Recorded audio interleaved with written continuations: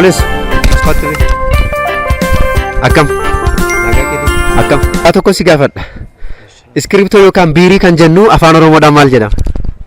Afaan Oromoodhaan biirii kan jedhamu yookaan immoo iskiriptoo kan jedhamu kun afaan Oromoodhaan qubeessaa jedhamu natti fakkaata.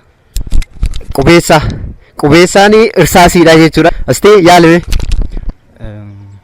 Qalama. Qalama sin jedhamu. No. Beektu? Okay, jecha afaan Oromoo yookaan jecha afaan Oromoo osoo hin taane jecha jedhamu keessa kan hin barreeffamne maalidha? Akkam naan galle. Jecha keessa jecha jennu keessa kan hin barreeffamne maalidha? Siin galle? Naan galle. Jecha afaan Oromoo hunda dubbatamu keessa kan afaan Oromoo yoo osoo hin taane baay'inaanii uummatuma Oromootu itti dhimma baha kan hin barreeffamne maalidha? Siin galle? Naan galle. Okay, galatoomi. Gaaffii keenyatti waan hirmaatteefi galatoomi. Egaa gaaffii kana lamaan iyyuu hin deebisne mee ammas nama biraatti darbina jechuudha. Maqaan keenya jedhamta daawwattoota keenya wajjin wal bari. Ayyaantuu Naggasaa jedhama. Ayyaantuu Naggasaa. Mee gaaffii tokkoon si gaafadha. Iskiriptoo yookaan biirii kan jennu afaan Oromoodhaan maal jedhama? Qalama. Qalama ammaa qalaman jedhama. Hin beektu?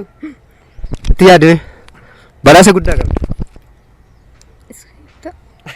Iskiriptoon immoo iskiriptoon iyyuu sitti beera. Iskiriptoon itti himtaa deessite.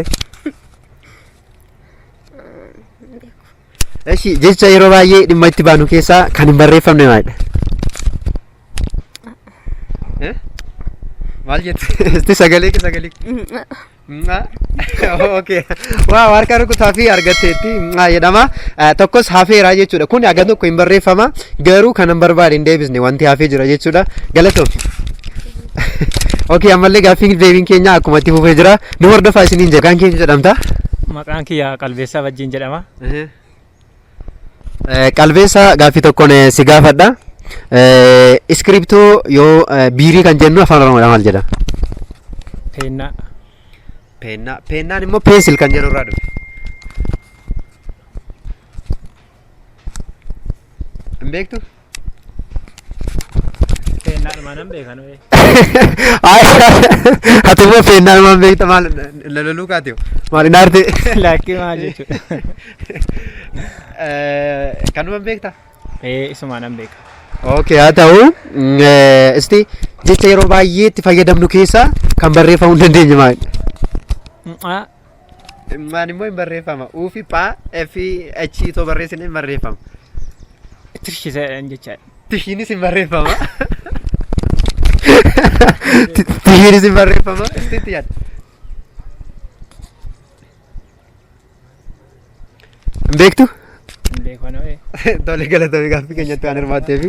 Daawwattoota keenya ammas gaaffiif deebiin keenya akkuma itti fufutti jira. Mee amma immoo obboleettii tokko hin gaafadha. Maqaan keenyudha? Maqaan koo Roobee Alamuu jedhama. Sagalee kee luukaas eenyu jette? Roobee Alamuu. Maalatu rafuuf jechaa jirtama? Hirriban qufne. Okay, gaaffii tokko si gaafadha. Iskiriptoo yookaan biirii kan jennu afaan Oromoodhaan maal jedhama? Qubeessituu. Qubeessituu. Qubeessituun yeroo baay'ee irsaasiif jedhama. Quubsaa miti. Ati yaadame? Qubeessaa. Qubeellaa? Qubeessaa. Qubeessaa. Okay, qubeessaas miti hin arganne.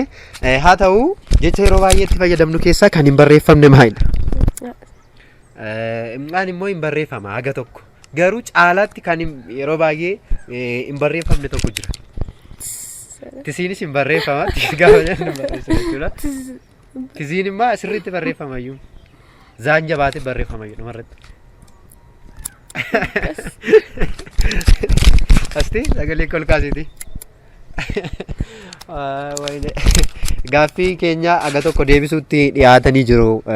Jecha yeroo baay'eetti fayyadamnu keessa kan hin barreeffamne kamisa jedhuudhaa fi galatoomi gaaffii keenyatti waan hirmaatteef.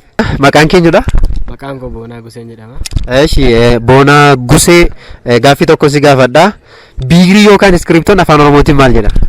Qalamadha. Qalama hin jedhamu qalama? Astiitti yaadi? Qalama waan hin beekan fi biirii. Biirii maaf qalamaan beektaa?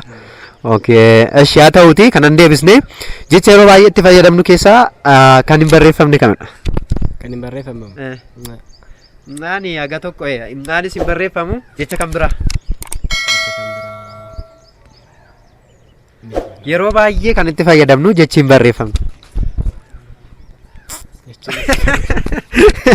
Isti